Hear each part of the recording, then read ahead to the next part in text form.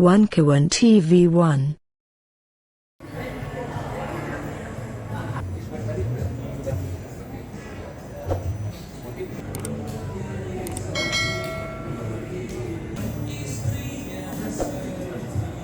Alhamdulillahirrahmanirrahim. Wa bihi nasta'in.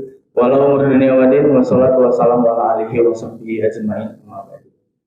Yang terhormat Profesor Dr. Evi Satisbi MSI selaku Dekan FISIP UMJ, dan yang saya hormati para orator-orator hebat, para narasumber-narasumber hebat yang luar biasa, dan teman-teman juga bisa melihat di banner dan juga di tampilan layar TV, di mana para orator-orator hebat nanti akan memberikan sumbangsih pikirannya yang luar biasa, memberikan gagasan yang luar biasa sebagai pernyataan sikap bahwa hari ini kita masyarakat sipil, kita mahasiswa tidak akan pernah diam dalam melihat penindasan-penindasan terhadap rezim-rezim, terhadap oligarki yang selama ini tidak pernah pro terhadap rakyat. Hari ini kami dari BEM FISIP UMJ menyatakan sikap bahwa kami tak akan pernah diam, bahwa kami tak akan pernah terus berdiam diri, tak akan pernah nurut, tak akan pernah mau tertib ketika melihat ketidakadilan yang diterima oleh masyarakat sipil sampai hari ini. Kami akan terus menjadi garda terdepan bagi para mahasiswa lainnya, bagi para masyarakat sipil lainnya. Kami akan selalu menyuarakan tentang kebenaran apa yang telah dilakukan oleh para oligarki dan juga pemangku kepentingan yang tak pernah terhadap pro dengan rakyat. Kami akan menyatakan dengan peperangan. Hari ini BEM FISIP UMJ mengadakan mimbar terbuka yang nantinya teman-teman para mahasiswa, masyarakat sipil yang telah kami undang, dan juga para pemateri hebat yang telah kami undang, tentunya akan berbicara tentang apapun, tentang pancarona yang telah terjadi di tahun-tahun ini, di tahun-tahun sebelumnya, untuk Indonesia yang lebih baik lagi. Maka perlu ada yang namanya agent of control kita sebagai mahasiswa untuk terus memberikan narasi-narasi kritisnya, untuk sebagai pengingat terhadap pemerintahan sekarang maupun pemerintahan sebelumnya, bahwa kita sebagai mahasiswa agent of control tentu yang nantinya akan terus mengontrol setiap kebijakan publik yang akan disahkan oleh para DPR. Hari ini kita melihat fenomena bahwa di DPR RI sekarang sedang melakukan rapat paripurna membahas terkait RKUHP yang padahal dari awal perancangannya kita semua tahu, kita semua sadar bahwa rancangan ini yang dibuat oleh para kawan-kawan di DPR RI, para pengkhianat rakyat, ini dilakukan secara terburu-buru dan juga ugal-ugalan. Unjuk rasa di media terkait pernyataan sikap, bahkan sampai kita turun ke jalan pun tak pernah dilihat, tak pernah dihiraukan sedikit pun. Seakan-akan kami hanya menjadi komoditas untuk diperjualbelikan suaranya. Tapi hari ini kawan-kawan semua, para narasumber yang hebat, mari kita nyatakan sikap peperangan, mari kita nyatakan sikap bahwa revolusi akan hadir dari sini. Revolusi akan hadir dari mimbar bebas, mimbar terbuka yang diadakan oleh BEM FISIP UMJ. Sepakat kawan-kawan semua? Baik, jika sepakat terima salam saya, salam perjuangan, salam metakan perahmati, hidup mahasiswa, hidup rakyat Indonesia, hidup perempuan yang terus melawan. Mungkin itu saja sambutan dari saya yang sangat singkat sebagai pembuka untuk kita semua, sebagai pemantik untuk kita semuanya. Kurang lebihnya mohon maaf. Assalamualaikum warahmatullahi wabarakatuh.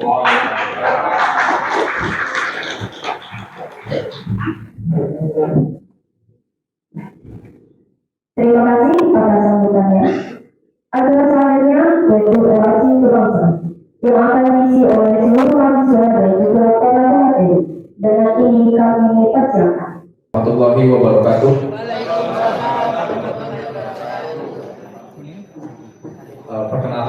nama saya Novel Syahmudadi, ibu-ibu, bapak-bapak, dan teman-teman mahasiswa semuanya. Insya Allah saya bertugas ini sebagai moderator. Nanti ke depan kita berdiskusi. Saya akan menuntunnya. Namun sebelum kita mulai diskusi pada sore hari ini, saya ingin membuka diskusi ini dengan sebuah puisi, kawan-kawan. Memang dari tajuknya, yaitu jejak kita di dalam September, sudah kita lewati 2 September. Namun tentu kenangan yang ada di dalamnya membuat kita selalu merasa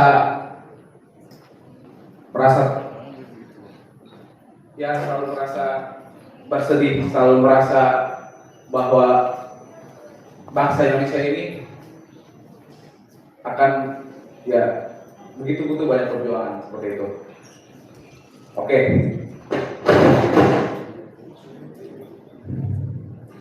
Jejak hitam di jalanan September. Di antara bulan lain, hadirmu membuatku karam. Dengan segudang peristiwa mencekik, dengan jeritan yang kelam, teriakan-teriakan yang dinodai kekuasaan yang kejam. Dulu gemuruh gempita pejuang menghantam para penjajah, mengusir dari bumi pertiwi yang telah diruntuhkan dan dinodai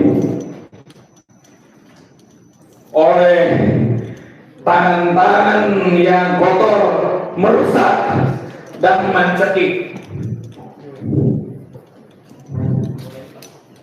Lantang suara agar bendera merah putih berkibar. September hitam, bulan yang membuatku nyaring.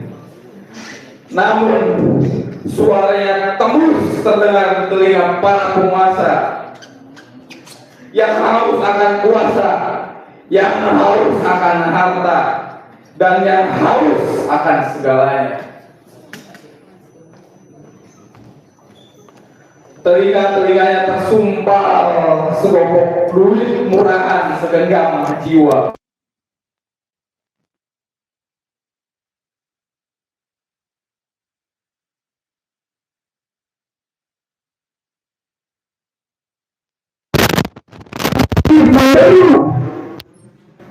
Saat mengetahui nyawa anaknya telah berbuang, bersimbah darah dengan sisa genggam perjuangan. Kembalikan anakku sekarang. Di tanah ini, di bumi ini,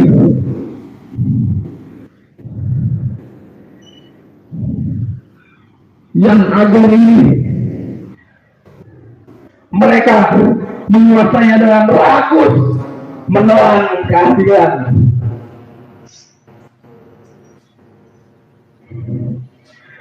Memenjarakan yang melawan, menghantui yang berseberangan. September yang suram, aku bersumpah atas nama perjuangan. Tak akan ada yang turun dari gerakan, tak akan luput dari jalanan,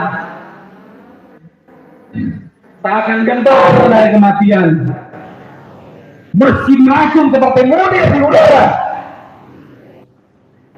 meski ditembaki membabi buta bak semanggi dua, meski disayat pisau dengan brutal seperti salin kancil, meski dibantai seperti Tanjung Priok di tanah sucinya, aku akan tetap berjuang meski raga tertombang-ambing dengan semangat juang untuk terus menerjang rezim.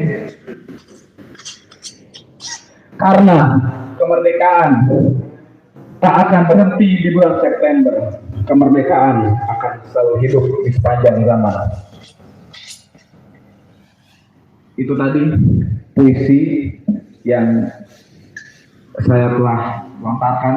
Semoga ini bisa mengingat kawan-kawan semua bisa terus mengingat suara-suara pergerakan yang telah dulu kita gaungkan bersama-sama, yang telah dulu kita gaungkan oleh para pendahulu kita. Semoga kita terus bisa bersama-sama melanjutkan perjuangan itu. Oke, baik. Kita mulai sesi diskusi kita, kawan-kawan, ibu-ibu, bapak-bapak.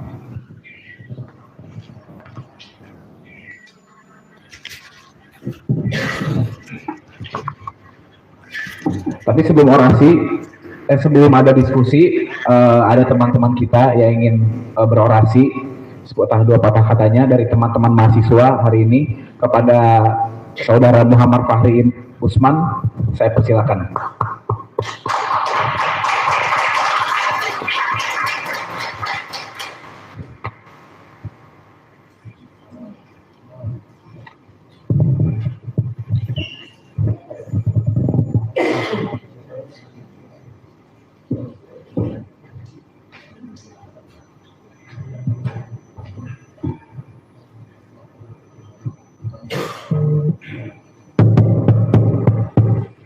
Assalamualaikum warahmatullahi wabarakatuh. Saya Muhammad Fahri Usman akan sedikit menyampaikan keluhan saya dalam kesempatan orasi kali ini. Bagaimana saya hidup merasakan sebagai Gen Z. Sudah beberapa kali saya mengimpikan sekali ada acara seperti ini. Ada di mana tempat perkumpulan generasi antara Gen Z dan para pendahulunya. Yang saya alami sebagai Gen Z, saya merasa sakit hati.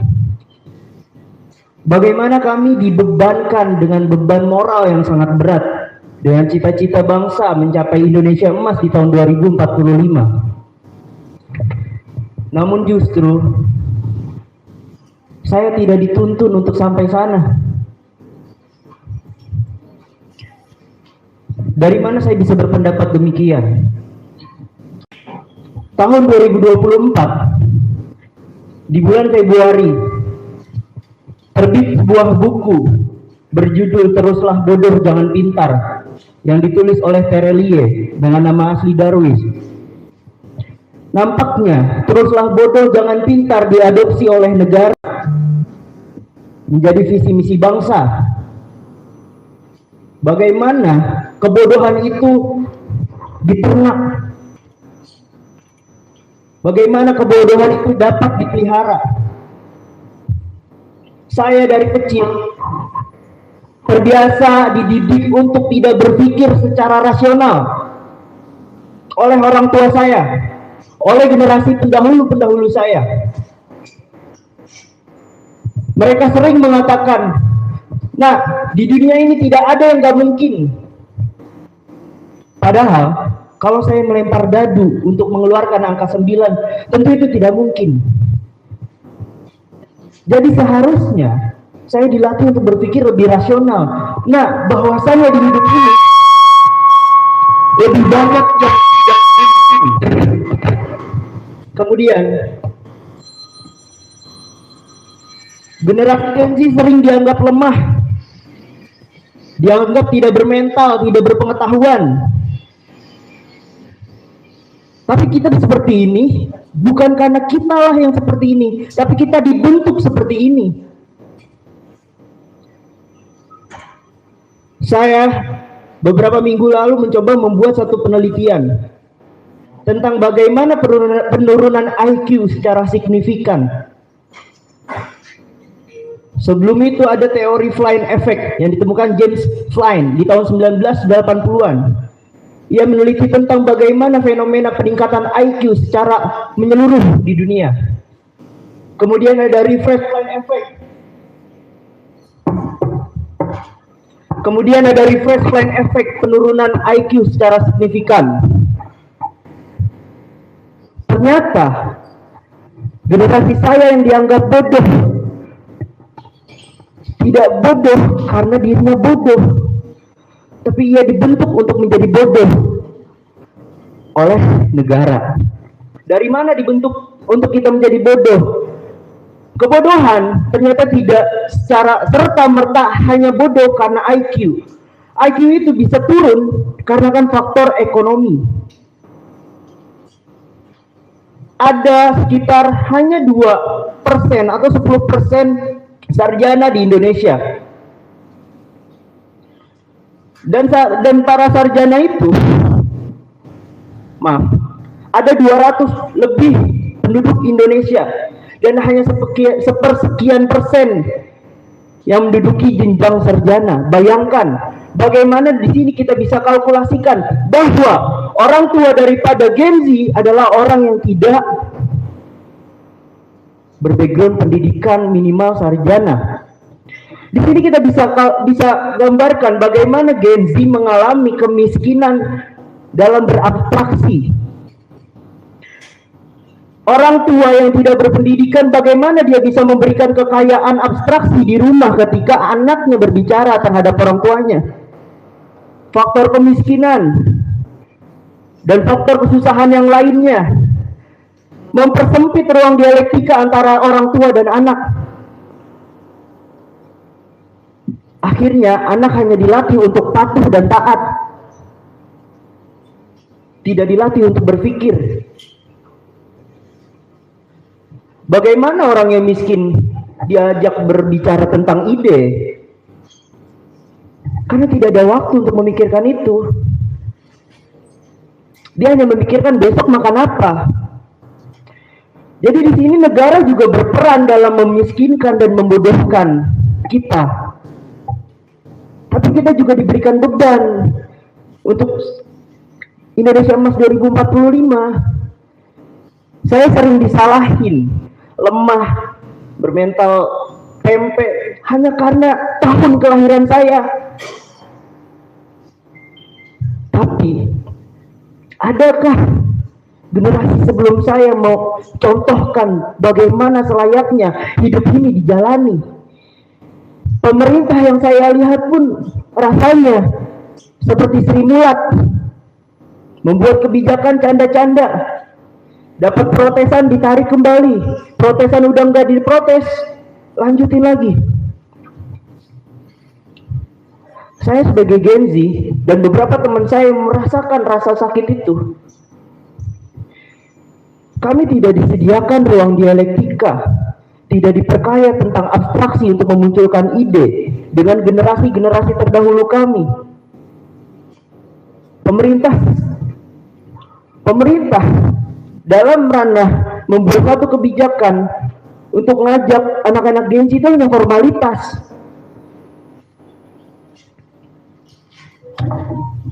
Bahkan pemerintah yang konon katanya mewakilkan generasi muda, dia tidak benar-benar mewakilkan generasi muda seperti kami.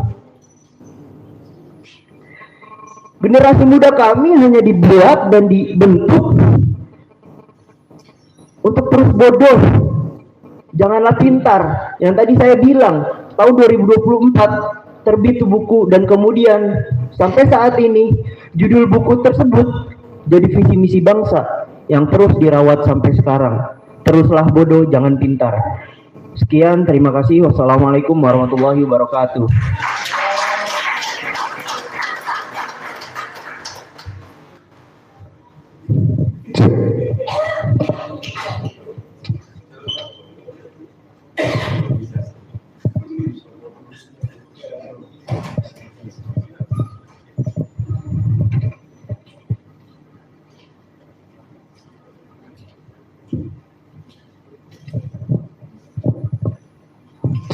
Oke, tadi kawan kita Nahri sudah menyampaikan bagaimana generasi muda hari ini dididik dengan kebodohan, dengan perut lapar.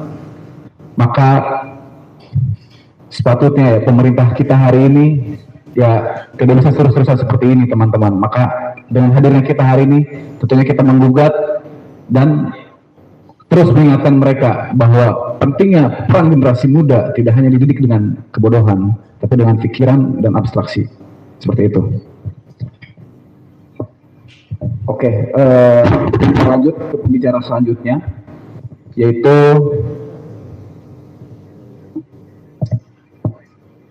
ada kawan kita dari BEM Visip UMJ juga, kepada saudara Amyar Reza, saya silakan.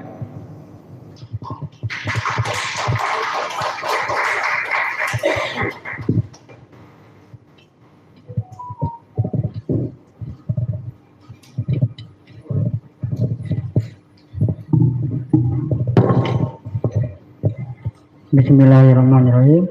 Assalamualaikum warahmatullahi wabarakatuh.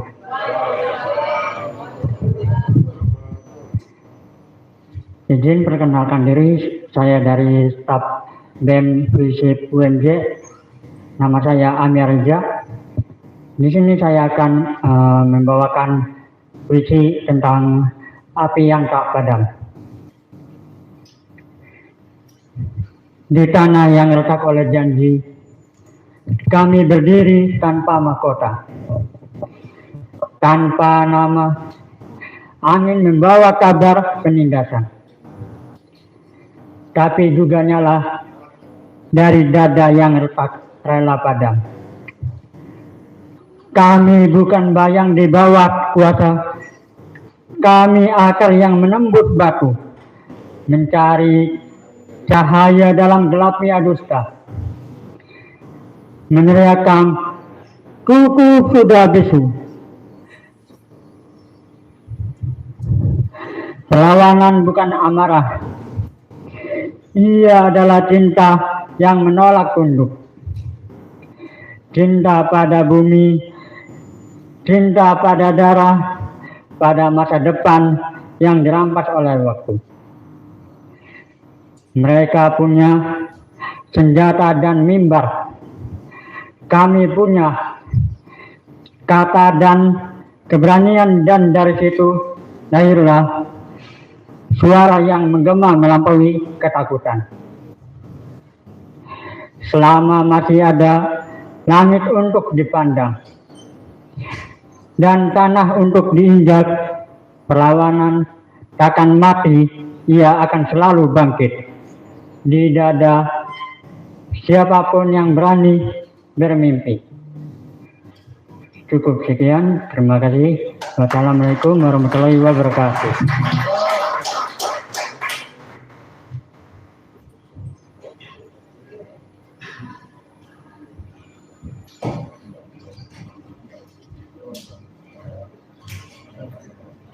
Oke, terima kasih kepada saudara Amyar Reza. Selanjutnya,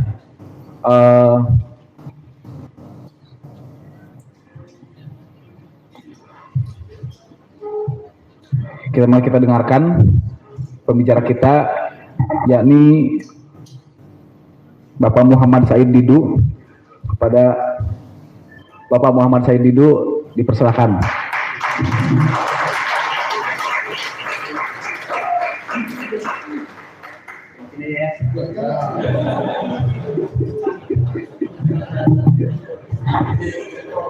Enggak, masih gaya mahasiswa gitu.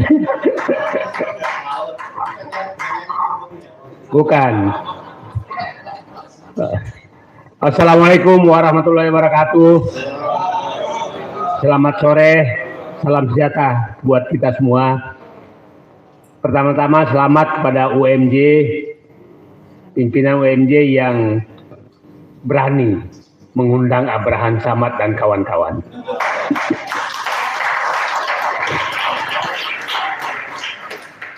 Ini menunjukkan bahwa ya sepertinya kampus ini belum terjajah.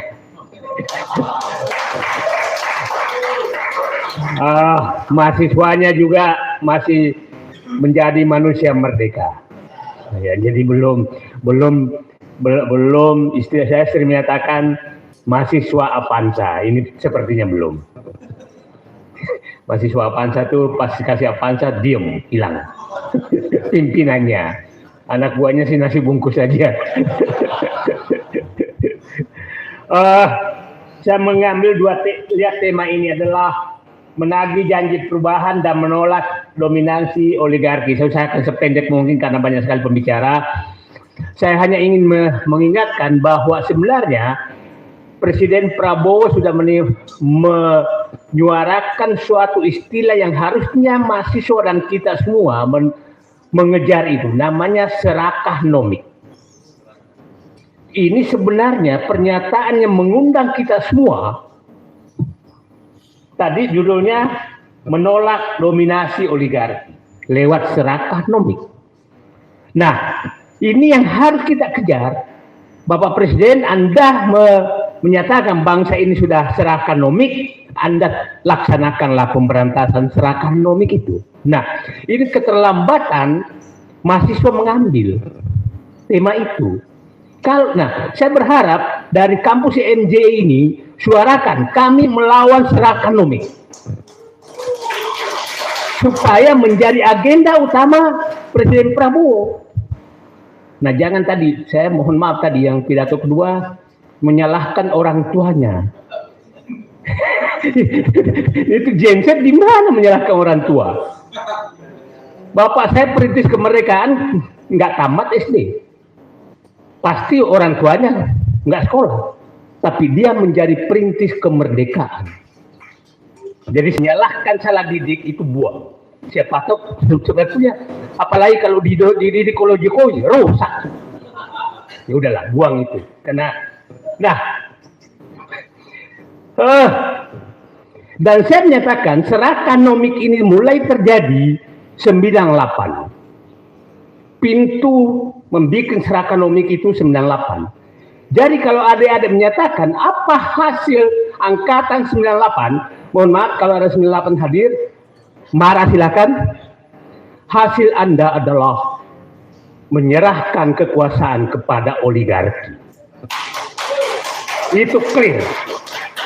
Karena disitulah semua diserahkan, politik diserahkan, ekonomi diserahkan, bahkan parcok pun diserahkan.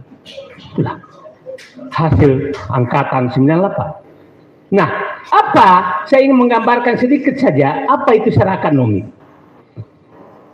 Sinarmas, pedagang minyak goreng dari kampung saya, Kota Makassar. Pedagang minyak goreng. Dia nggak punya pabrik minyak goreng, dia nggak punya pohon kelapa. Setelah itu mulai masuk ke minyak goreng, berhenti di situ, tidak boleh masuk ke yang lain sampai 98. Setelah 98 dia masuk memiliki kebun sawit dimanapun dan kebun kelapa dimanapun. Sekarang hampir semua real estate di Tangerang dikuasai mereka. Itulah serakah nomik. Itulah serakah nomik. Ya. Lihat, Indofood dulu hanya pabrik mie sampai 98. Oke? Setelah itu masuk pabrik bumbu yang dibikin oleh ibu-ibu rumah tangga juga udah diambil alih. Oke? Pabrik kecap yang dibikin oleh rumah tangga diambil alih. Belum puas di situ, air mineral, air yang kita bisa masak diambil alih. Setelah diambil alih semua, pedagang-pedagang pasar hilang semua gara-gara jaringan mereka. Oke? Mart-mart itu.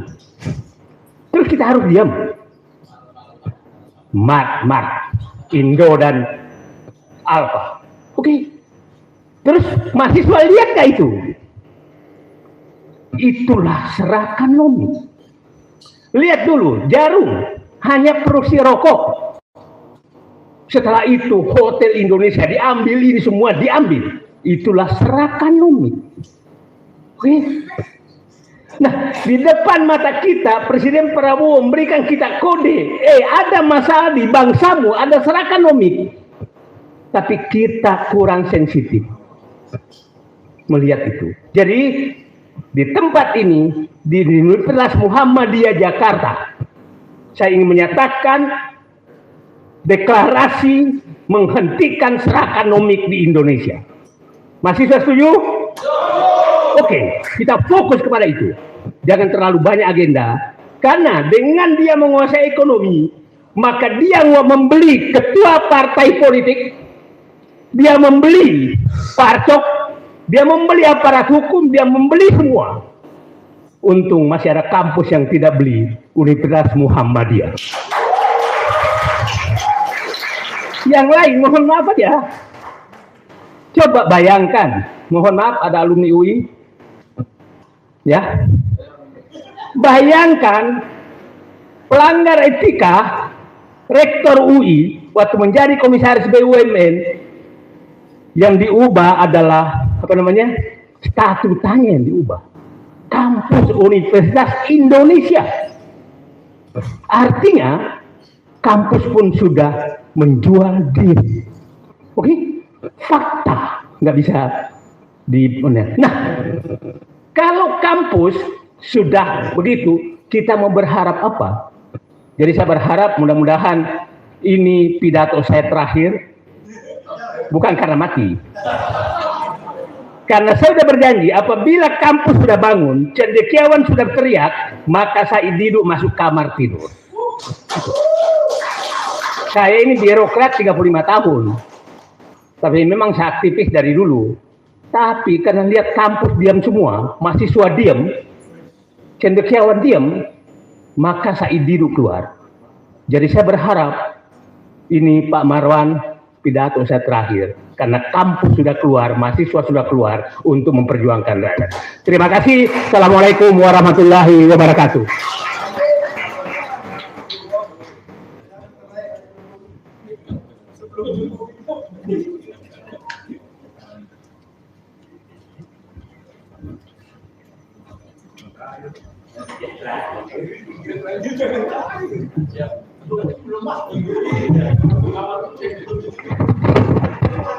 Baik kawan-kawan, boleh kita tepuk tangan sekali lagi untuk Bapak Saididu.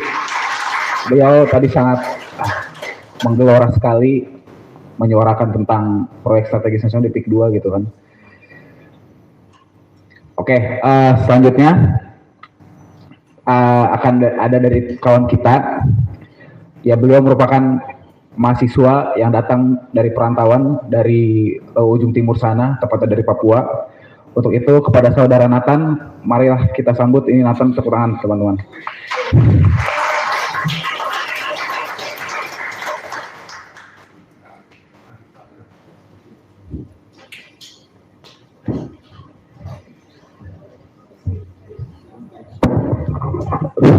Assalamualaikum warahmatullahi wabarakatuh.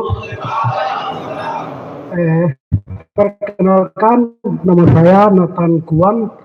Saya dari Papua Pegunungan. Kebetulan saya kuliah di sini dan tadi baru saja ada senior saya satu ngundang di sini untuk ikut acara diskusi ini.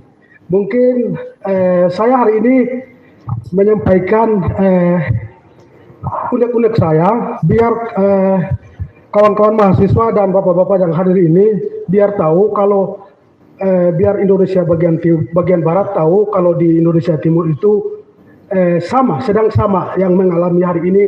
Tadi Bapak yang tadi sampaikan itu sama. Di hari ini di PSN di Merauke dengan dahli pembangunan, dengan dahli kesejahteraan masuk berapa puluh tahun yang lalu, sampai hari ini masyarakat hari ini sampai miskin. Dan juga hari ini PSN masuk di Sorong, kelapa sawit, dengan dahli kesejahteraan, kemakmuran. Tapi nyatanya hari ini sama, masyarakat miskin. Dan baru-baru ini PSN masuk, itu di Wamena, di kampung saya. Itu gunung. Mereka mau tanam sawah, mau buat sawah, ini di gunung. Ini yang saya heran. Ini yang saya heran ini. Di gunung mau bangun sawah. Itu orang-orang berserakah yang tadi sampaikan. Nah, itu jadi saya nyambung dari Bapak yang tadi itu. Orang-orang berserakah itu bukan hanya di Tangerang. Bukan hanya di Tangerang, tapi ada di Papua. Sampai di Papua Pegunungan. Bahkan Freeport masuk sebelum Papua masuk ke Indonesia dengan dalih kesejahteraan, dengan pembangunan. Tapi hari ini nyatanya apa? Masyarakat termiskin nomor 1 itu di Papua Pegunungan. Apakah kita harus dibiarin seperti ini? Kawan-kawan Indonesia bagian barat dan mahasiswa itu harus tahu kalau di Papua itu, kalau dilihat dari bagian barat, orang-orang bagian timur itu kaya, khususnya di Papua, tapi nyatanya itu tidak sama sekali. Saya berharap kawan-kawan mahasiswa yang hadir di sini tolong menyuarakan. Saya setiap kali ada diskusi kemahasiswaan, saya selalu menyampaikan terkait dengan Papua, melihat pembangunan, kesejahteraan. Hari ini orang-orang menyampaikan kalau zamannya Jokowi bagus, tapi memang faktanya itu bagian di kota. Kan bensin, katanya bensin harganya turun. Sampai hari ini masih di Papua Pegunungan. Itu fitnah. Itu fitnah itu.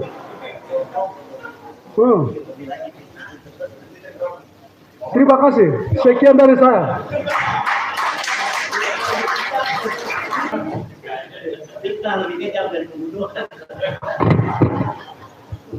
Baik, terima kasih Pak Nathan tadi sudah menyampaikan unek-uneknya ya tentang bagaimana dirinya berasal dari Papua Pegunungan sana. Banyak fitnah yang terjadi gitu kan. Freeport juga tidak membawa keuntungan bagi warga sekitar gitu.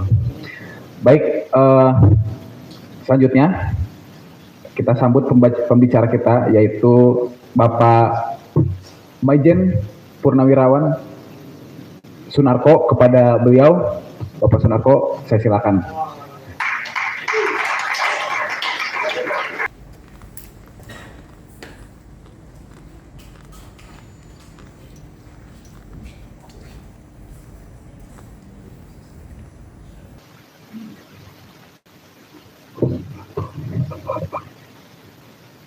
Bapak, Ibu, anak-anak mahasiswa, hadirin sekalian yang saya hormati, saya muliakan. Assalamualaikum warahmatullahi wabarakatuh. Salam sejahtera bagi kita semua. Tadi udah cukup, sebetulnya kita udah tahu kondisi bangsa ini. Jadi kalau Pak saya tadi ngomong masalah ekonomi, terus tadi dia ada anak mahasiswa juga, ya masalah ekonomi juga. Karena keterbatasan kehidupan membuat kita diombang-ambingkan oleh orang serakah, ya orang serakah itu. Saya kalau ingat yang namanya serakah nomik tadi, saya ingat saya pernah memaki seorang pejabat di sini, pembohong, penjilat, serakah, rakus. Ya perlu kan saya sebut namanya kan? Udah cukup itu. Hadirin sekalian yang saya hormati, saya muliakan. Tadi kalau Pak Said bicara tentang masalah ekonomi, saya mencoba untuk bicarakan, ini kan mimbar bebas kan, berani bebas ngomong gitu. Saya mau bicara tentang pemimpin, Kalau menurut saya kerusakan yang terjadi di semua lini, mau di ekonomi, di politik, di hukum, di ya segala sisi kehidupan manusianya, tergantung dari pemimpinnya siapa gitu. Karena itu saya berharap anak-anak mahasiswa semua ya teman-teman sekalian, dalam memilih pemimpin itu jangan sembarangan gitu. Dalam memilih pemimpin itu jangan karena dia baik kepada kita atau memberi sesuatu kepada kita, oh ini baik gitu. Padahal dia teman-teman kita dia baik, sama yang lain dia zalim sekali gitu. Kalau kita mau lihat saja gini, negara-negara seperti Singapura, Korea Selatan, Jepang dan banyak negara di Eropa tidak punya sumber daya alam, tapi pemimpinnya baik. Dari pemimpin yang baik itu dia bisa menciptakan sumber daya manusia yang ada di negara itu menjadi baik. Jadilah kayak Jepang, Korea Selatan, Singapura, ya terlepas dari segala kekurangannya jelas jauh lebih baik dari pemimpin yang ada di kita ini. Ya, nah, karena itu di sini saya sampaikan kita ini negara demokrasi. Kita ini negara demokrasi. dalam menetapkan pemimpin itu dipilih. Nah, tapi karena kembali lagi dari sumber daya manusia yang tadi dikeluhkan karena anak mahasiswa yang pertama ngomong tadi, apa ini? Apa tadi bilang? Biarlah bodoh, tetaplah bodoh. Itu sistem komunis. Pemimpin komunis itu cenderung membiarkan rakyat itu sebagian besar bodoh dan miskin, karena orang bodoh dan miskin mudah diatur, mudah dibeli. Nah, karena itu secara perorangan juga biar susah kayak apapun, janganlah kita bodoh dan janganlah kita miskin. Saya anak rakyat. Bapak saya ini kuli kontrak dari Jawa Tengah yang zaman Belanda dikirim ke Sumatera tahun 34 atau 35. Saya 7 bersaudara, 3 orang lahir di Aceh, 4 lahir di Sumatera Utara. Saya beritahu ya, ibu saya itu dulu buta huruf, orang Gayo, kalau orang Gayo itu orang Aceh pegunungan. Kalau di Papua sana ada Papua pegunungan, ibu saya itu orang Aceh pegunungan, Kak Imam. Dapat tidak sekolah, ibu saya itu orang Aceh pegunungan, Kak Imam.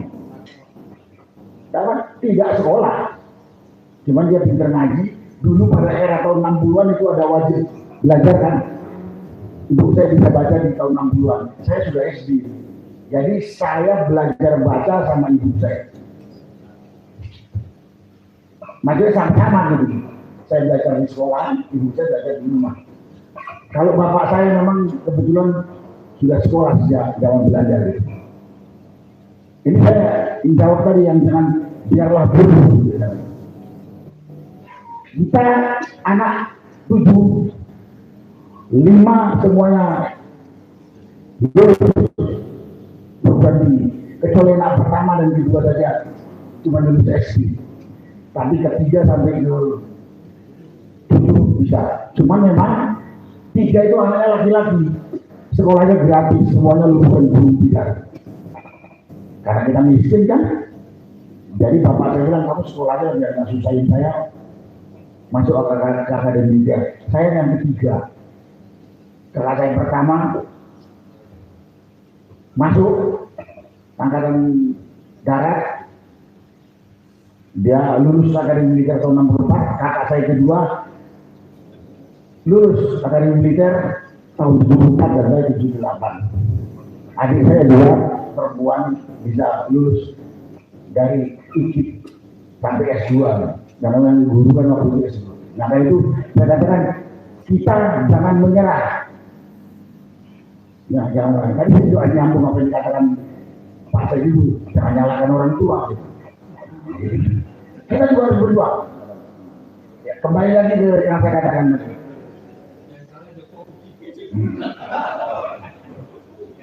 Tapi itu saya katakan bukan ini, jangan menyerah. Saya ini anak petani, anak kuli kontrak. Tapi karena orang tua tahu butuh itu kelemahan, anaknya nggak boleh bunuh. Dengan segala macam kesulitan ada. Begini, saya kembalikan lagi. Lihat, kalau kita ini kan topiknya pedaging janji. Lihat kalau kita punya pemimpin seperti yang lalu Jokowi, ini putus. Ini juga rakus juga melebihi serakah nomi. Ya, kita kok diem aja. Oh ya lupa saya. Tapi saya tadi merinding pada sini. Saya merinding. Dari era 2014 sampai 2019 sampai 2024 yang jadi pelopor protes terhadap pemerintah yang brengsek ini, ibu-ibu. Hari ini saya merinding mahasiswa sudah maju. Hari ini. Karena saya ingat tahun 45, tahun 66, kemudian kemarin 98, motornya mahasiswa. Tapi 2014, 2019, 2024, kayaknya mahasiswa itu yang menurun dari pergerakan seniornya yang dari yang saya katakan tadi. 45, 65, 98. Hari ini mudah-mudahan dipelopori dari Universitas Muhammadiyah ini melihat ketidakbenaran yang terjadi di negara kita. Yang melihat ketidakbenaran. Kalau benar kita bela. Kalau benar kita jangan takut berbicara. Saya 35 tahun jadi aparat. Saya selalu berhadapan dengan pengadilan, saya belum pernah. Saya kecil saya jadi tahanan. Sampai hari ini status saya udah 6 tahun udah tersangka. Emangnya gua pikirin. Ya saya udah 6 tahun sampai hari ini status saya tersangka. Emangnya gua pikirin saja. Saya berbicara tentang kebenaran. Dan saya kemarin pernah katakan, saya tidak menganut paham yang namanya mikul guru menentu. Saya tidak menganut senior harus dihormati. Saya menganut yang benar, itu yang dihormati. Senior pun saya lawan kalau tidak benar. Sudah tahu kan sudah tahu, tapi bawahan teman dan siapapun kalau dia benar saya hormati dan saya ikut. Saya berharap kita lihat benar salah itu kriteria benar dan salah kan mudah kan. Hukum ada, agama ada. Jangan dilanggar. Serahkan nomor tidak antara dua, tidak tahu hukum dan tidak tahu agama atau dia langgar karena keserakahannya. Atau karena kerakusannya, karena nafsu dunia. Yang mudah-mudahan kita di Universitas Muhammadiyah ini perguruan tinggi yang punya background Islam, betul kan? Mudah-mudahan kita nggak ada yang serakah, tidak ada yang zolim dan sebagainya.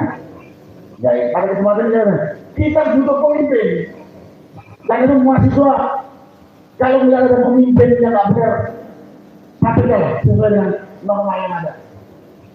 Ya, kalau saya memimpin nggak bisa, saya cerita.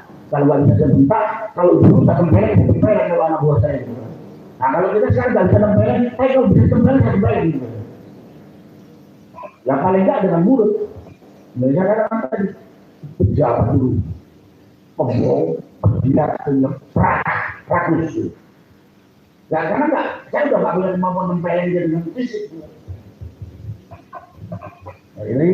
Jadi ini yang benar. Itu bukan hanya pemimpin yang namanya presiden saja. Sampai perwakilan kita yang di DPR itu kalau kita perlu ingatkan saat ini saat ini. Ya 10 tahun yang lalu sekarang juga masih ada perubahan sedikit-sedikit ada. Sudah berubah lah di era Pak Prabowo ini. Tapi buat saya belum memuaskan. Jauh dari kata puas. Kita punya perwakilan sebagai harusnya menyampaikan aspirasi kita kepada pemerintah yang mengoperasionalkan negara ini. Sekarang dari penonton aja, bahkan pemeras. Kenapa saya bilang pemeras? Lihat gaji UMR kita 5 jutaan, betul? Gaji mereka ini di atas 200 juta. Kan bukan wakil kita itu. Itu yang di legislatif, yang di eksekutif. Yang di kami mau. Yang di yudikatif, yang katanya hakim, dia punya apa itu? Dia punya semboyan wakil Tuhan di dunia, betul kan? Mungkin ada orang hukum di sini, hukum orang, memponis orang, mengabaikan hanya faktor kebenaran, faktor kejujuran dan faktor keadilan. Jadi dilanggar norma. Nah, karena itu sekali lagi pada kesempatan ini mungkin negara itu bisa tertib kalau kita punya pemimpin pintar jelas supaya dia nggak buat keputusan-keputusan yang konyol ini. Kemudian moralitasnya baik, bukan penipu, bukan pembohong, bukan orang rakus. Kalau di Islam pemimpin itu nggak boleh makan sebelum semua yang dipimpin itu makan. Benar kan? Dan kita enggak, rakyat mau mati kelaparan, matilah kau situ. Yang penting gua gemuk. Itu terjadi. Kaum lemah saat ini hanya jadi objek penindasan. Tadi ada dari Papua itu, ada yang lucu juga di gunung Bangun Sawah katanya. Kalau di Tangerang Utara, sawah diuruk, dirampas secara paksa, iya, ini masalah. Karena kita lagi diganti, ini kan, perubahan kan. Dan saat ini kalau masalah perubahan dan katakan era Prabowo ini udah 1 tahun, perubahan yang ada baru kecil banget. Nggak tahu kalau istilah Pak Manan nggak percaya dengan janji yang diomongkan gitu. Sudah dikatakan banyak, tapi terlalu lambat karena kita udah menderita selama 10 tahun di era kepemimpinan Jokowi. 10 tahun lebih ditipu terus. Kurang ajarnya lagi manusia ini nurunkan anaknya yang lebih dongeng itu wakil presiden. Di sini juga saya nuntut kepada Presiden Prabowo sebetulnya. Itu wakil dia harus dengar. Dia harus dengar. Nggak perlu ada ide besar Muhammadiyah ini kalau cuma sekelas itu dari presiden. Jadi wakil presiden. Jadi saya pada tempat ini perhatian saya kepada anak-anak mahasiswa yang sudah mulai bangkit. Jangan takut berkata benar. Jangan takut berkata benar. Sekali lagi berkata benar. Berkata lagi, jangan cerita. Memang orang yang berani berkata benar itu banyak munculnya. Tidak apa-apa itu iblis. Kita kan bangga kalau dimuji iblis kan. Kalau dimuji malaikat kalau sebenarnya bahaya kita. Bahaya kita. Kemudian mendalam demi oligarki itu sudah disampaikan oleh Pak Tim. Nah kita tolak lah manusia yang memegang prinsip mereka lobby kita ini. Gak usah disebutin kan? Ada mungkin datanya ada di Pak Marwan. 80% luas area produktif di Indonesia ini dikuasai tidak sampai oleh 5% orang yang ada itu. Itulah kelompok-kelompok rakyat. Tapi ada orang Indonesia yang nggak punya tanah 1 meter tuh. Kan parah. Ya ini yang punya pemerintah. Makanya jangan buru-buru ingin ini keluar aja. Jangan ingin jadi pemimpin jadi apa.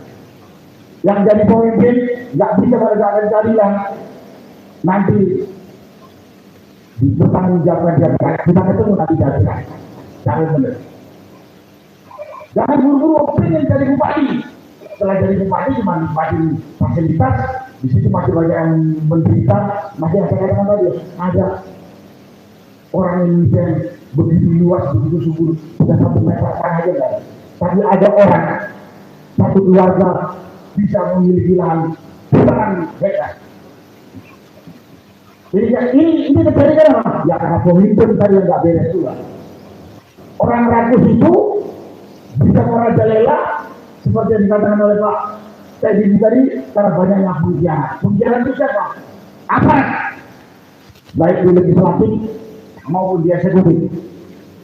Termasuk di judikasi yang menetapkan hukum semaunya. Karena itu hati-hati. Saya yakin anak-anak mahasiswa Muhammad ini yang punya landasan agama baik nggak akan meniru kondisi yang sekarang terjadi, termasuk apa yang disampaikan oleh tadi sebelumnya. Itulah yang bisa saya sampaikan pada kesempatan ini. Terima kasih. Wassalamualaikum warahmatullahi wabarakatuh. Baik, untuk mempersingkat waktu teman-teman semua, saya langsung panggilkan pembicara selanjutnya, yaitu Bapak Ustadz Eka Jaya. Pada Bapak Ustadz Eka Jaya, saya silakan.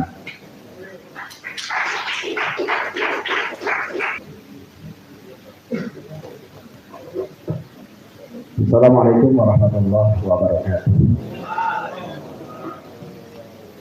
Innal hamdalillah nahmaduhu wa nasta'inuhu wa nastaghfiruh wa na'udzu billahi min shururi anfusina wa min sayyi'ati a'malina. Man yahdihillahu fala mudilla lahu wa man yudlil fala hadiya lahu. Asyhadu an la ilaha illallah wahdahu la syarika lahu wa asyhadu anna Muhammadan abduhu wa rasuluhu la nabiyya ba'dahu. Yang saya hormati para tokoh yang hadir, Jenderal Sunarko, Pak Presiden, Pak Utama, Pak Marwan, dan seluruhnya secara kompleks kita semua. Makmur, menurut seluruh rekan-rekan mahasiswa dari UMJ yang saya hormati, berbahagia bisa bertemu berkumpul di tempat kampus yang memang seharusnya sudah menjadi penggerak daripada kebangkitan rakyat, ya, Universitas Muhammadiyah Jakarta. Ini mudah-mudahan dari kampus ini kedepannya bisa melahirkan para pemimpin-pemimpin yang istiqomah, pemimpin-pemimpin yang amanah, pemimpin-pemimpin yang benar-benar nanti sayang kepada rakyatnya sendiri, bukan sayang kepada rakyat bangsa lain. Kalau pemimpin sekarang ini sayangnya kepada bangsa lain, rakyatnya sendiri nggak dipikir. Betul nggak? Yang dia sayang malah rakyat bangsa lain. Ya. Dia bangun infrastruktur, walaupun hutan dan lain sebagainya, dia lupa rakyatnya. Ada yang mau sekolah lewat jembatan, jembatannya udah hampir putus. Mau ke sekolah, dia jalan 5 sampai 10 km baru sampai sekolah. Sementara rakyat bangsa lain difasilitasi luar biasa. Nah, saya tidak berharap nanti para pemimpin-pemimpin yang dilahirkan dari UMJ ini ya tidak lagi seperti pemimpin yang 10 tahun kemarin. Ini luar biasa. Dan mudah-mudahan pemimpin sekarang ini ya, yang sekarang sedang memimpin tidak meneruskan apa yang dipimpin 10 tahun kemarin. Ya. Tapi bisa kelihatan dari sini kira-kira pemimpin sekarang ini sama atau tidak. Walaupun baru 1 tahun. Kalau kita nanya Pak Sunarko, nggak sama. Sama aja, gitu. Nggak beda jauh katanya. Kalau Pak Narto sudah ngomong begitu, basta itu katanya. Ya, maka dari itu para tokoh yang ada di sini cuma berharap tumbuhkan rasa idealisme di dalam dada kita, tumbuhkan rasa nasionalisme di dalam dada kita. Kalau bukan kita siapa? Kalau bukan generasi saat ini siapa? Ya, kita hanya berharap tokoh-tokoh yang ada di sini tidak memikirkan dirinya mau jadi apa, tidak. Tokoh-tokoh yang ada depan sini tidak memikirkan dia akan menjadi apa ke depannya, tidak. Yang dia pikirkan adalah bagaimana nasib kalian semua generasi muda ini dengan adanya kondisi negara pada saat ini. Dengan berbagai macam problematikanya, dengan berbagai macam dinamikanya, dengan berbagai macam permasalahan yang ada, yang saat ini yang seharusnya sudah menjadi satu titik untuk kita bersama bergerak. 98 Pak Harto diturunkan karena KKN, korupsi, kolusi, nepotisme. Pemerintahan 10 tahun lalu yang sampai juga saat ini masih ada, itu lebih daripada keroknya zamannya Pak Harto. Korupsi bukan saja pada tataran-tataran yang dulu mungkin para pengusaha yang mendapatkan HPL dan lain sebagainya. Tapi korupsi saat ini dari tingkat paling rendah sampai tingkat paling tinggi. Korupsinya luar biasa. Bukan lagi ratusan juta, bukan lagi puluhan miliar, tapi sudah ratusan miliar, bahkan puluhan ribuan triliun. Belum lagi dirampoknya berbagai macam sumber daya alam yang ada di bangsa kita. Yang katanya Freeport sudah diambil, ternyata hanya dapat 0,53%. Dan sekarang masih banyak daripada penduduk-penduduk Indonesia ini berada di bawah garis kemiskinan, padahal Indonesia diberikan kekayaan yang amat dahsyat oleh Allah. Diberikan kekayaan yang luar biasa. Dari Sabang sampai Merauke, apa yang tidak ada di bangsa kita? Tambang nikelnya, timahnya, bauksit,nya, batu baranya, emasnya, bahkan uranium juga ada di Indonesia. Belum lagi dengan hasil lautnya yang begitu melimpah ruah. Ditambah lagi dengan palawija, hutan dan lain sebagainya. Apa yang tidak ada di bangsa kita? Kok bisa miskin kita punya negara? Kok bisa masih banyak di bawah garis kemiskinan? Allah sudah katakan, walau anna ahlal qura amanu wa taqaw la fatahna 'alaihim barakatin minas sama'i wal ard. Walakin kadzabu fa akhadnahum bima kanu yaksibun. Walau anna ahlal qura amanu, kata Allah, andaikan penduduk-penduduk satu negeri, satu bangsa amanu, beriman kepada Allah dengan keimanan yang hakiki, wattaqau, dengan ketakwaan yang haqqa tuqatih.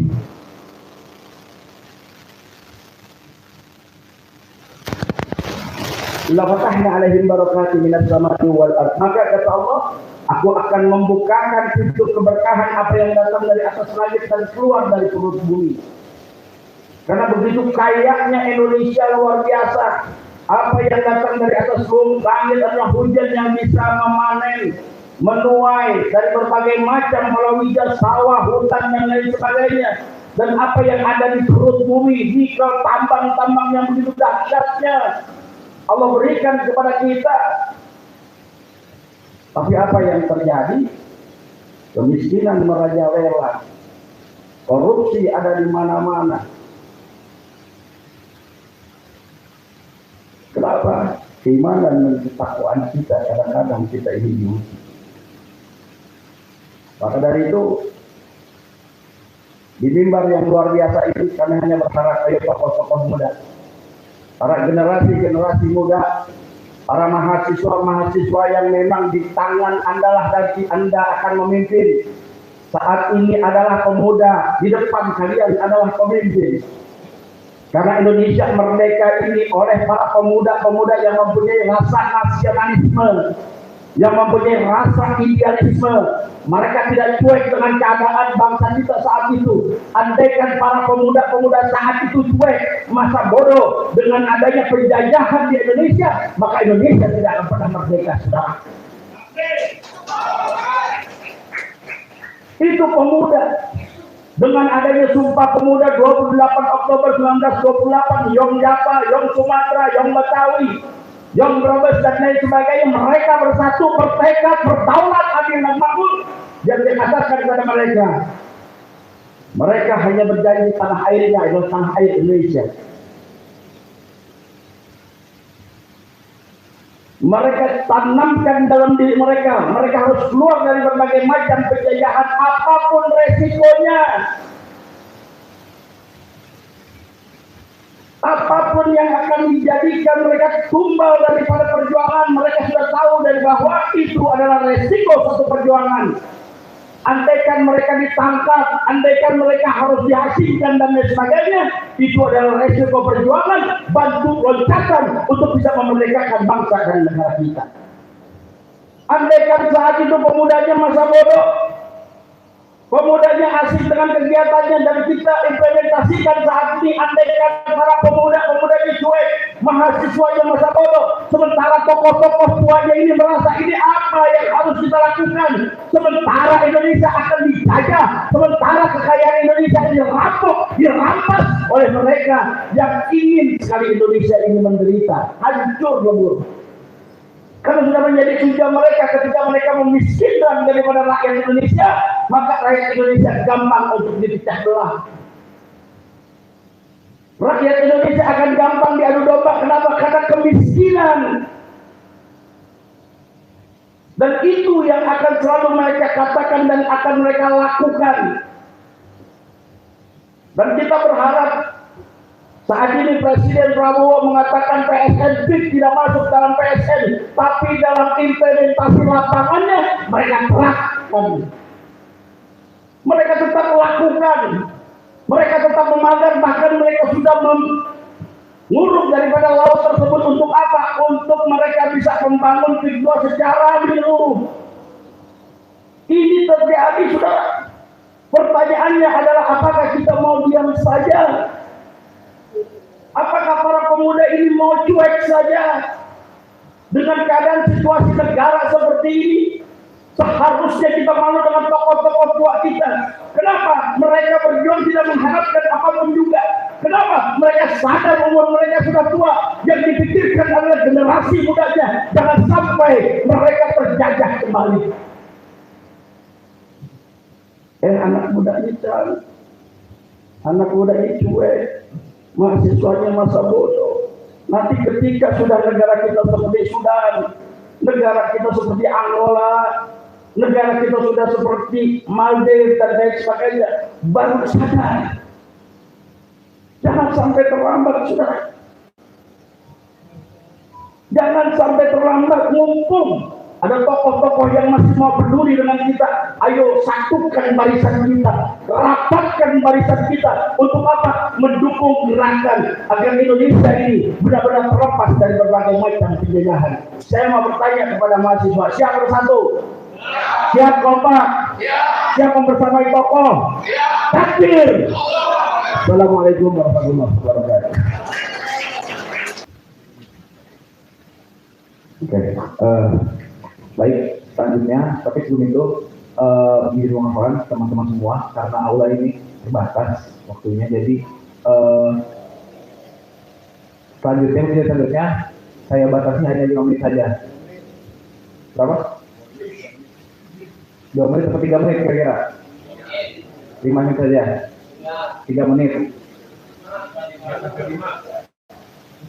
Baik. Ya sudah 3 menit saja, oke. Oleh karena itu kita panggil pembicara selanjutnya yaitu Bapak Sri Yunanto. Pada Bapak Sri Yunanto saya silakan.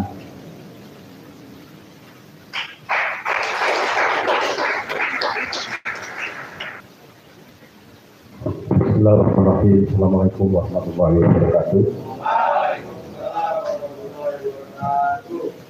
Waktunya 3 menit. Saya hormati bapak-bapak yang luar biasa. Yang saya sudah kita kenal, Pak Abraham, Pak Marwan, dan ada kawan saya ini Pak Harja. Ya. Jenderal dan Pak Said Didu, kita bersyukur kehadirat Allah SWT. Hari ini kita dipertemukan untuk memikirkan satu yang sangat penting tentang bangsa ini. Saya tuan rumah di sini, saya sukses ya, di titik politik ini. Yang pertama-tama saya ingin mengucapkan selamat datang. Ya. Salam dari pimpinan yang hari ini tidak bisa membersamai kita dan minta saya untuk membersamai bapak-bapak sekalian. Dan saya senang. Pertama karena ya kita ada Pak Boy, ya, tamu yang sangat terhormat. Ya, kalau tadi ada mahasiswa saya bilang, ya, dibodohkan atau bodoh, ya, ini bapak-bapak ini adalah datang untuk memberikan pencerahan dan memberikan pengetahuan kepada mahasiswa saya. Saya selalu bilang dengan mahasiswa saya, jangan takut, sama dengan Indra tadi, untuk berkata benar. Jangan takut salah. Mumpung masih jadi mahasiswa. Jadi tadi kalau sudah benar, saya yang minta kurang benar tadi Pak Jenderal, saya yang minta malah, ya. Ya, mumpung masih jadi mahasiswa. Sebab kalau nanti jadi pimpinan salah, nah itu yang kita tidak boleh. Ya, itu. Jadi tentu saya mahasiswa kampus harus selalu menjadi motor perubahan sosial. Di mana-mana di Amerika Latin, saya dosen perbandingan politik, jadi di mana-mana mahasiswa kampus itu menjadi kelas menengah yang menjadi motor perubahan sosial. Ini ada perubahan dan Pak Prabowo sudah 1 tahun. Kemarin kita baca grafiknya lumayan, walaupun kata Pak Jenderal masih lambat. Mari kita bantu mempercepat. Karena tadi mahasiswa tadi bilang, ini mahasiswa saya visioner, sudah bicara tentang Indonesia Emas, Pak Jenderal, ya Pak Said, ya. Dan saya selalu bilang begitu kalau ngajar. Ya. Sekarang salah satu contoh syarat daripada Indonesia Emas itu adalah zero poverty, kemiskinan 0. Sekarang kita masih 8,7%. Jadi masih itu banyak sekali, masih harus kerja keras. Pendapatan per kapita harus 25.000 sampai 30.000 US dollar per tahun. Sekarang masih berapa Pak? 3.000. Masih jauh, api dari panggang. Artinya kalau sekarang kita dukung pemerintahan yang ada dengan cara tawasau bil haq, tawasau bis sabr. Kita ingatkan dalam kebenaran, tapi tetap sabar. Sabar itu bukan berarti letoy, bukan. Sabar itu terus konsisten, continue, ya.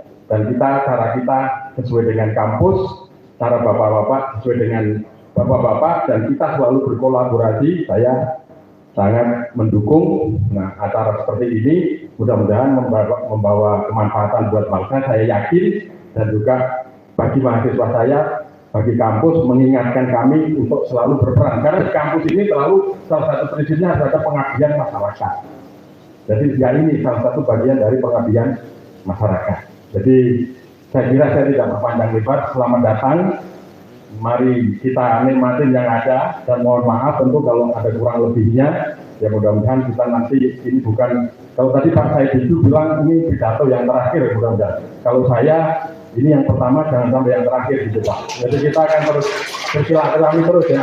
Karena waktu kita terbatas, saya akan terbuka anytime. Mari kita terus lanjutkan berdiskusi.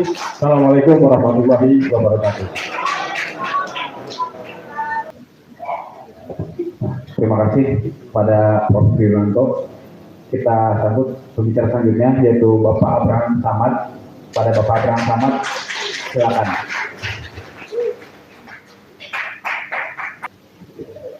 Ini waktunya buru-buru. Terima kasih. Assalamualaikum warahmatullahi wabarakatuh. Selamat sore, salam sejahtera bagi kita semua. Saya ingin melanjutkan apa yang disampaikan Pak Said dulu. Sebenarnya cukup menarik ya kalau kita lihat bahwa sampai hari ini negara kita itu masih dikuasai oligarki. Kenapa sampai terjadi? Saya ingin menjawab. Tahun 2013 saya diundang oleh namanya MICC Malaysia Anti-Corruption Committee. 4 hari di sana. Hari terakhir khusus pertemuan diskusi dengan Perdana Menteri pada saat itu Najib. Ya. Saya tanya, dalam diskusi itu banyak sekali timbul pertanyaan-pertanyaan. Termasuk salah satunya kenapa Malaysia bisa begitu cepat pertumbuhan ekonominya, pembangunannya, dan kesejahteraannya melampaui Indonesia. Tahun 87 ketika saya kuliah di UNHAS, ini UNHAS itu salah satu perguruan tinggi yang ada di Indonesia Timur ya.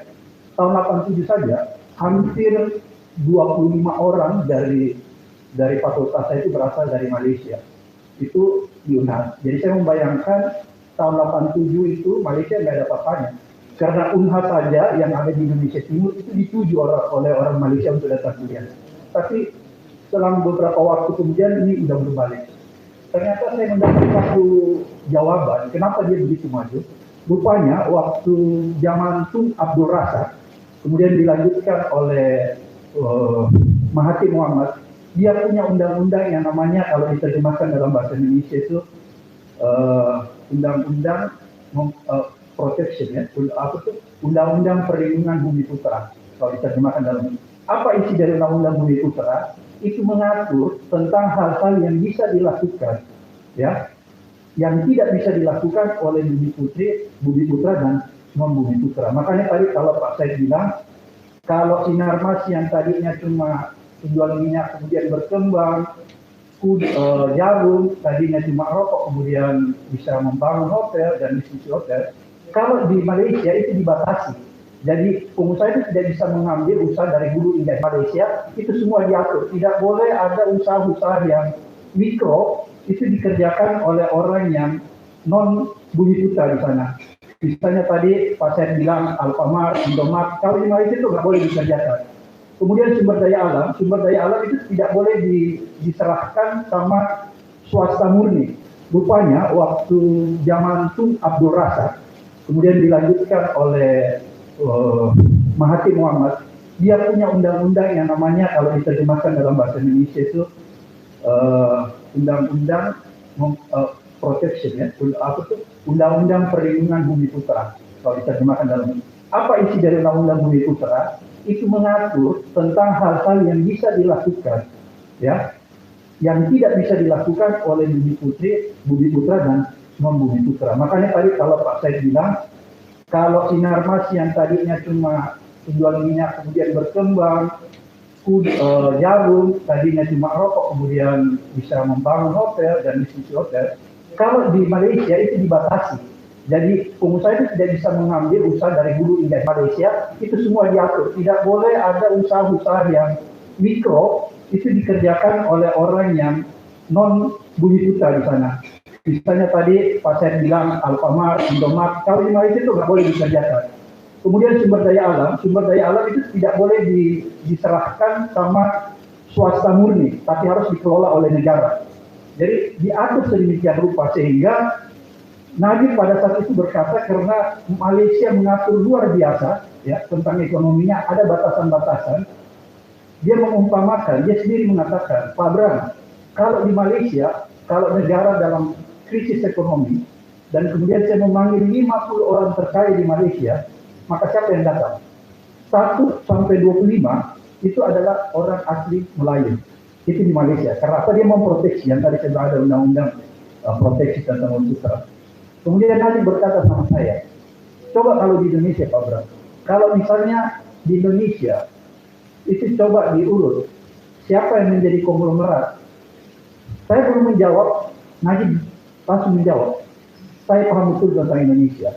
Kalau di Indonesia, kalau konglomerat 1 sampai 50 itu adalah konglomerat atau yang kita sebut oligarki. Maaf, saya bukan rasis, tapi itu semua berasal dari keturunan.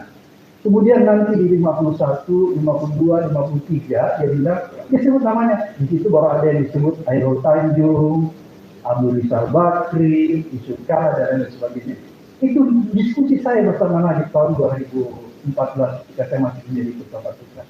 Jadi yang saya ingin katakan begini, apa yang sebenarnya terjadi sekarang ini, memang karena kita tidak pernah merumuskan sebuah undang-undang yang melakukan pembatasan, ya, terhadap kegiatan-kegiatan ekonomi.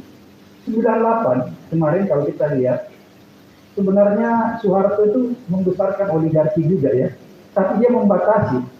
Ada ruang-ruang ekonomi yang tidak boleh dia masuk secara penuh, atau dia tidak boleh dari hulu hingga hilir. Dia dibatasi. Tapi kemudian setelah 98 itu dibuka keran yang seluas-luasnya. Jadi tadinya mereka sudah menguasai dari hulu, dia bisa menguasai dari sampai besar sampai hilir, hulu sampai hilir. Sehingga dia menguasai semua, seperti tadi yang Pak Said katakan. Tadinya dia cuma bisnis rokok, jarum, tapi dia bisa membuka hotel dan lain-lain. Sekarang tidak ada pembatasan.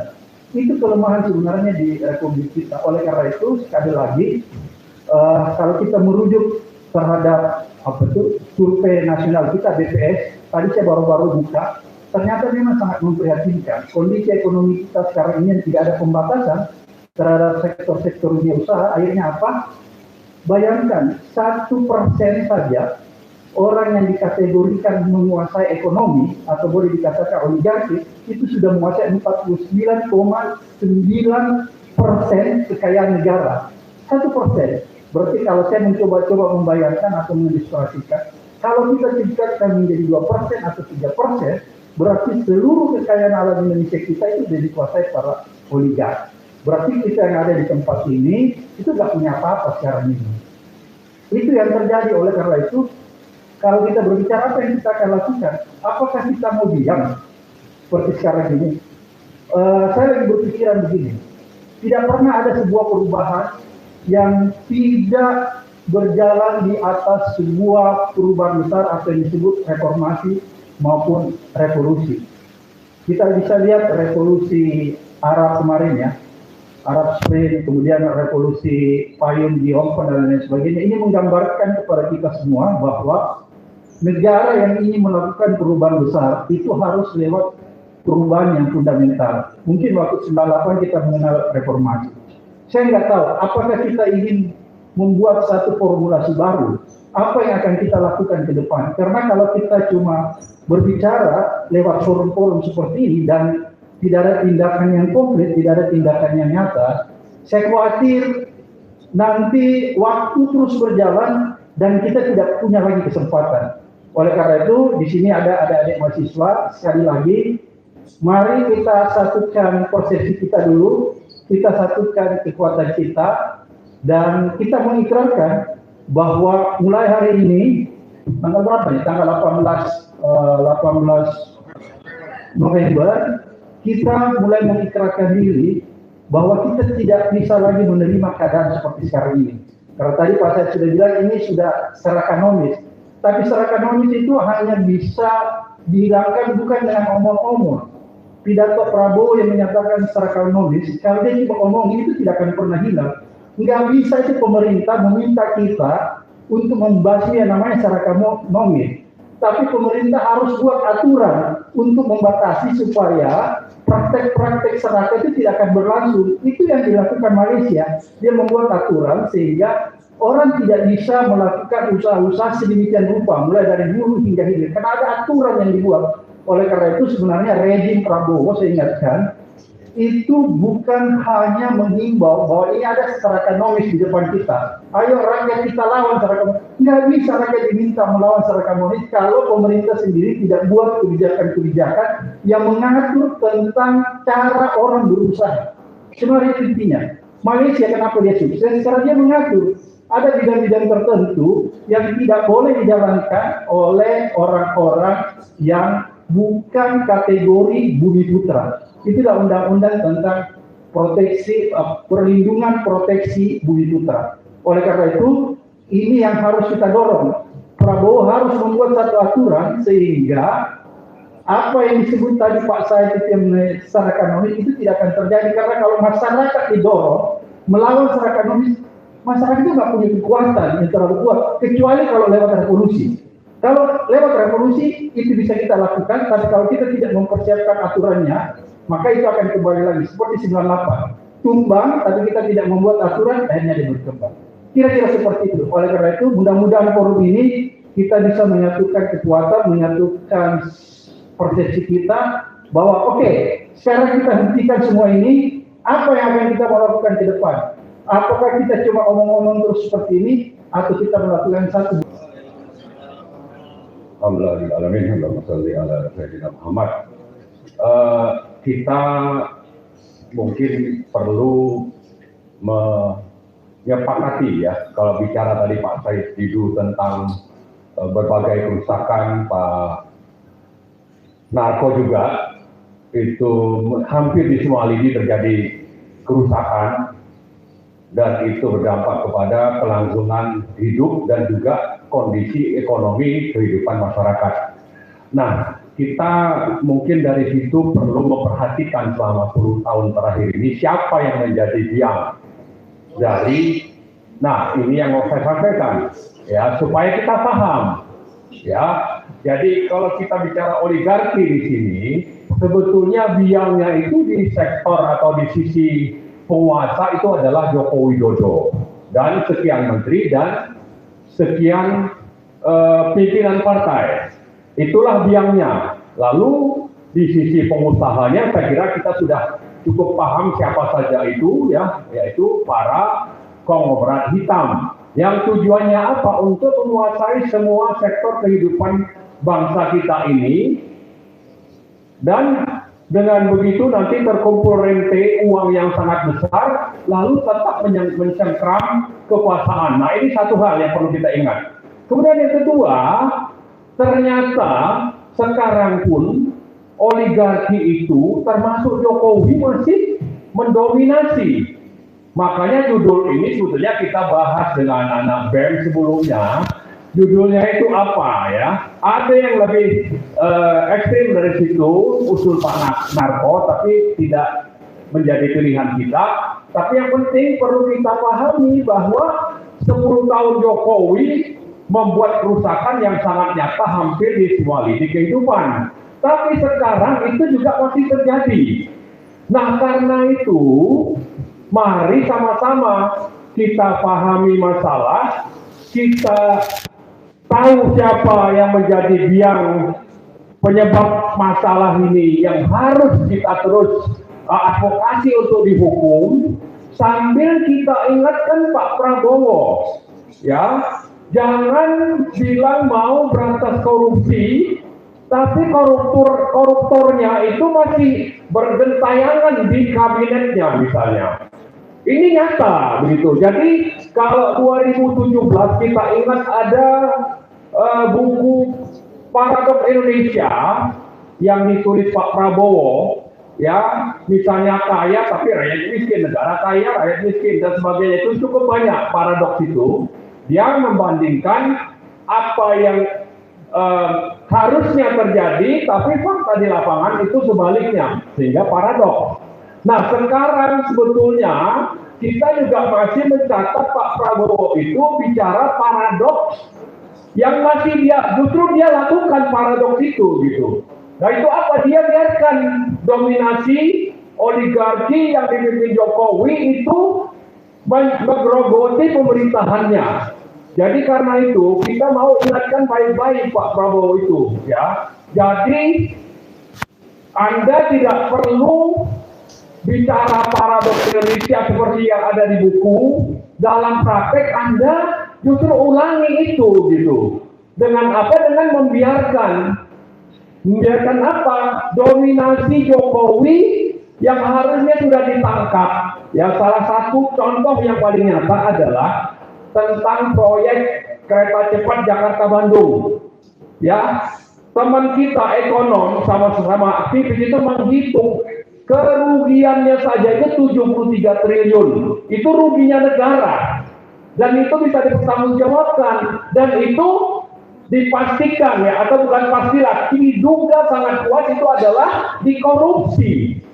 Tapi kenapa justru Pak Prabowo itu ambil alih, ya, membiarkan koruptornya itu masih bergentayangan dan banyak menteri-menteri yang terlibat di pembangunan KCJB itu pasti juga tetap memimpin. Termasuk juga dia kerahkan angkatan laut untuk capai ke pagar di Banten Big 2 sana. Tapi pada saat yang sama, setelah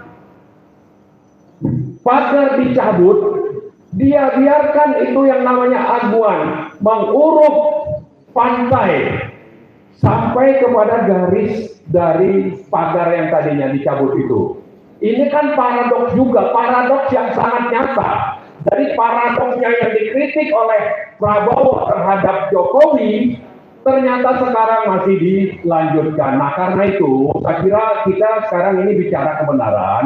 Saya berharap sebetulnya kampus ya, terutama yang ada bukan kampus-kampus negeri seperti Muhammadiyah, ini justru mahasiswanya itu sudah mau bergerak dan kita terima kasih karena kita berusaha sebetulnya supaya mahasiswa kalau tidak bisa negeri yang swasta termasuk Muhammadiyah itu kita berharap untuk mau bergerak dan mau melakukan acara seperti ini. Yang sebelumnya kita adakan itu dengan FABEM, Forum Alumni BEM. Saya bilang kenapa tidak di kampus? Di kampus negeri itu susah. Ya, kenapa? Karena memang ada ancaman atau juga itu sudah ada di bawah kendali oligarki. Nah, sebetulnya untuk acara hari ini teman-teman itu juga mendapat peringatan ya dari dekanat katanya. Nah, saya sempat WA rektor untuk tolonglah dibantu supaya ini jangan sampai batal. Nah, alhamdulillah itu bisa terlaksana. Tapi yang lebih penting adalah kita berharap cengkraman oligarki itu jangan dibiarkan masuk kampus. Dan orang-orang yang memimpin di kampus ini harus independen demi pendidikan. Contohnya, pendidikan ini sangat penting. Mahasiswa itu tadi Pak Narko sebutkan sudah menjadi semacam inisiator untuk perubahan. Ya, jangan dikotori oleh intervensi.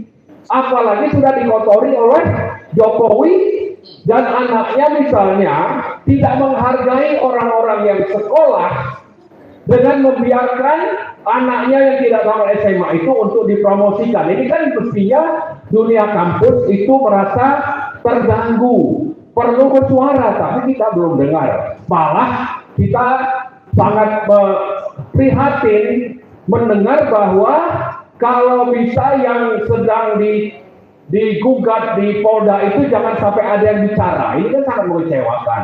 Padahal mereka bicara soal dunia yang ada kaitan dengan dunia pendidikan. Jadi dengan itu, terutama yang menjadi pemimpin, kemudian mahasiswa yang saya kira pro kepada perubahan, ini mari terus melanjutkan perjuangan. Setelah ini, teman-teman mahasiswa kita harapkan kita bisa adakan misalnya di UIN, atau di UNPAM atau UNJ, kalau bisa masuk UI, meskipun itu mungkin susah karena itu di bawah kendali masih dicengkram oleh oligarki Jokowi. Jadi peninggalan Jokowi di UI itu masih ada hampir di seluruh kampus Indonesia. Nah, terakhir sekali kita ingatkan ya Pak Prabowo, ingatlah buku Paradoks Indonesia yang Anda tulis, jangan lanjutkan apa yang Anda kritik dari Jokowi itu, tapi lakukanlah perubahan.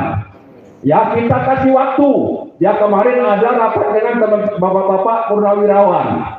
Ya, masih ingin baik-baik mengingatkan Pak Prabowo. Kemudian ingin mengingatkan Pak Prabowo itu ganti saja itu wapres. Tapi ada juga yang berpikir kalau perlu ya pemakzulan satu paket presiden dan wakil presiden sendiri. Itu sudah ada yang bicara seperti itu. Dan itu sepanjang Pak Prabowo masih melanjutkan agenda Jokowi yang sampai sekarang masih mencengkram. Dan itu kita tidak mau. Kita tidak mau Pak Prabowo melanjutkan agenda Jokowi yang sudah terus ada di sekitar pemerintahan Pak Prabowo, dan ini mestinya dihentikan. Antara lain itu saya ganti Kapolri. Ya, ini harus ganti Jaksa Agung. Dan banyak menteri-menteri titipan Jokowi yang harusnya diganti oleh Pak Prabowo yang masih dipertahankan. Bagaimana ini? Ya, bagaimana bisa Anda menjalankan Paradoks Indonesia sesuai agenda Anda, tapi yang Anda pilih justru Paradoks Indonesia yang dijalankan oleh Jokowi. Saya kira itu saja. Terima kasih. Assalamualaikum warahmatullahi wabarakatuh.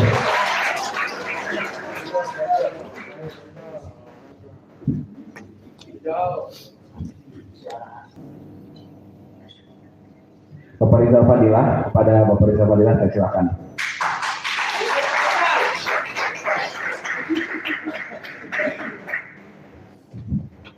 Hadiri.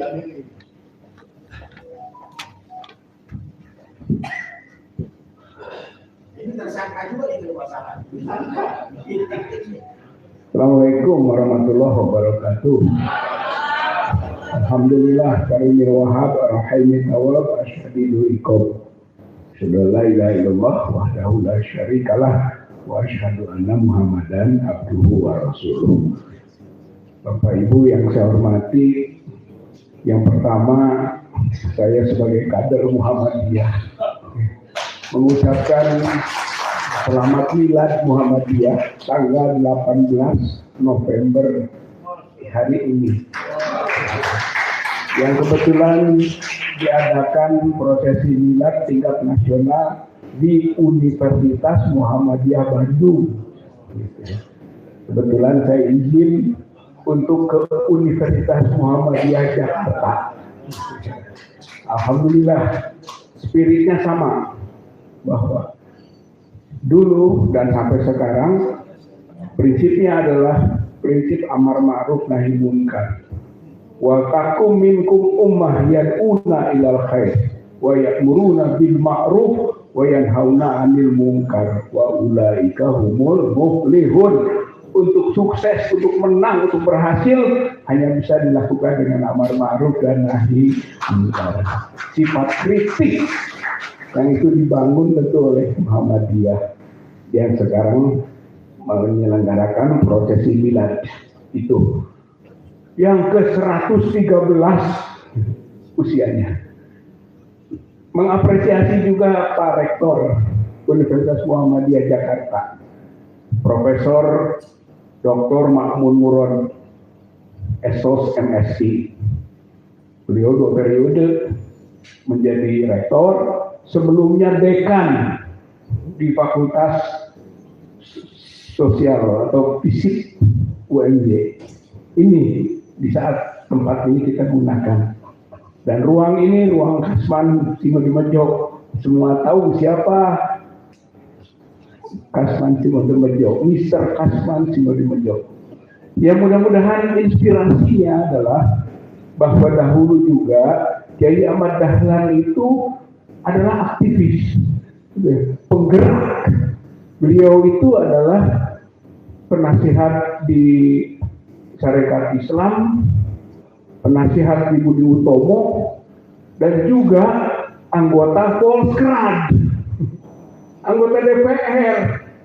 Berarti punya sense of politics yang kuat. Saya kira ini menjadi inspirasi dan sekaligus motivasi yang berkelanjutan. Saya kira ini poin yang pertama yang ingin saya sampaikan, bahwa mudah-mudahan apa yang dilakukan di kampus Universitas Muhammadiyah Jakarta, khususnya Fakultas Fisik ini menjadi asabiqunal awalun, menjadi golongan pertama utama untuk melakukan gerakan mimbar-mimbar bebas di berbagai kampus-kampus yang ada di Indonesia ini, menuju kepada tujuan hakikinya, bahwa kemerdekaan hak segala bangsa, merdekakan negara ini dari segala penjajahan.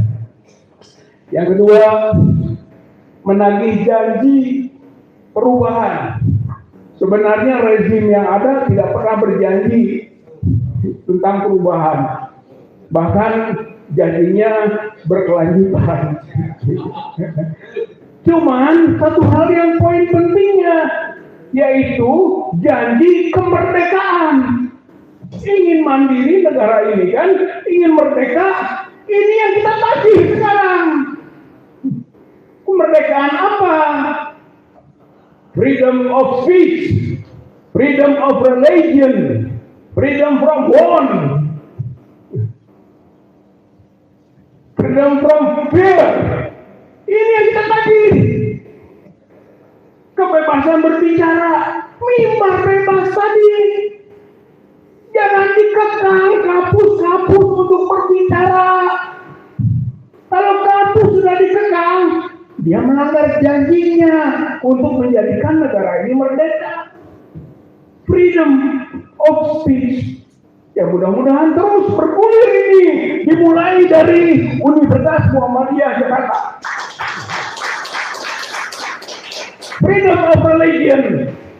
Karena ini kampus Islam, tentu saja harapannya umat Islam sebagai umat yang terbesar harus punya otoritas di negeri ini.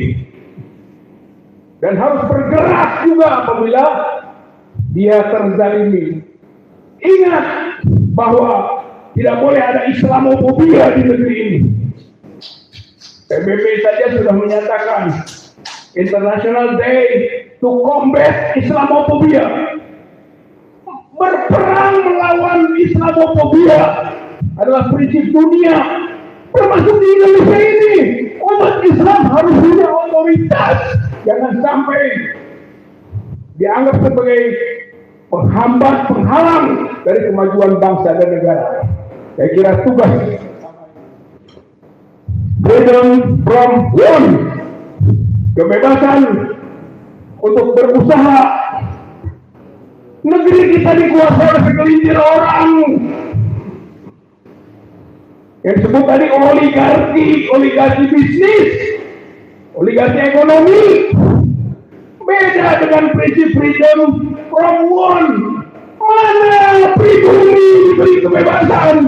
Di mana rakyat kebanyakan itu harus bisa hidup sejahtera? Saya kira ini tuntutan kemerdekaan, kemakmuran untuk seluruh anak bangsa, bukan segelintir orang saja. Freedom from what? Freedom of fear. Bebaskan dari rasa takut. Mahasiswa takut, aktivis takut, akademisi takut, birokrasi apalagi. Bebaskan dari rasa takut itu. Ini janji yang kita tagih. Ini kemerdekaan hakiki yang ingin kita capai. Mudah-mudahan Prabowo yang pernah mencanangkan Indonesia merdeka, rakyat harus mandiri. Buktikan. Kita siap membantu semua untuk pembuktian itu. Yang terakhir, oligarki. Oligarki itu penjajah. Tadi kita bicara kemerdekaan. Kemerdekaan itu mengusir penjajah. Ketika negara kita dikuasai oligarki, berarti negara kita dikuasai oleh penjajah. Tugas kita mengusirnya. Karena oligarki, oligoi archain, itu bertentangan dengan demokrasi. Ideologi kita ideologi kerakyatan. Sila keempat, Undang-Undang Dasar 45 ayat 1, pasal 1 ayat 2 menegaskan tentang kedaulatan di tangan rakyat. Jadi kalau sekarang kedaulatan di tangan oligoi, di tangan sekelompok orang, ini bertentangan dengan ideologi, bertentangan juga dengan konstitusi. Maka tugas kita sekarang bergerak bersama untuk memerdekakannya. Inilah kebersamaan antara generasi muda dengan orang-orang tua. Mereka yang punya latar belakang berbeda-beda. Hayu satukan. Hayu bangun kebersamaan. Usir penjajah itu. Lawan penjajah itu. Kalau bisa dengan evolusi. Tidak bisa dengan evolusi, reformasi. Tidak bisa dengan reformasi, revolusi. Karena revolusi juga opsi. Tadi sudah disampaikan, bisa dengan damai, bisa dengan tidak berdarah-darah, tapi esensinya meluruskan kiblat bangsa ini yang sudah salah arah. Dulu Kiai Haji Ahmad Dahlan meluruskan kiblat untuk sholat. Dulu karena salah arah ibadah. Sekarang kita luruskan kiblat bangsa ini karena sudah salah arah, melenceng dari ideologi, melenceng dari konstitusi. Saatnya kita luruskan kembali. Mudah-mudahan Allah Subhanahu wa taala menolong kita. Sekaligus menjadikan negeri ini negeri yang makmur, negeri sejahtera, negeri yang diridhoi oleh Allah Subhanahu wa taala. Tidak menjadi negara pengemis, negara miskin, negara bodoh, negara pemimpinnya masa bodoh, pemimpinnya munafik, pemimpinnya kafir yang tidak peduli terhadap kehidupan beragama dari masyarakat mayoritasnya. Mudah-mudahan Allah kabulkan doa kita. Nasrun minallah wa fathun qarib. Pertolongan itu datang dari Allah dan kemenangan sudah dekat. Kemenangan sudah dekat, saudara-saudara sekalian. Kita sekarang ini sedang menuju untuk menggapai kemenangan itu. Jangan ragu, jangan mundur, jangan lelah, jangan putus asa. Rebut kemenangan. Mudah-mudahan Allah berikan pertolongan kepada kita sekalian. Terima kasih atas perhatiannya. Wassalamualaikum warahmatullahi wabarakatuh.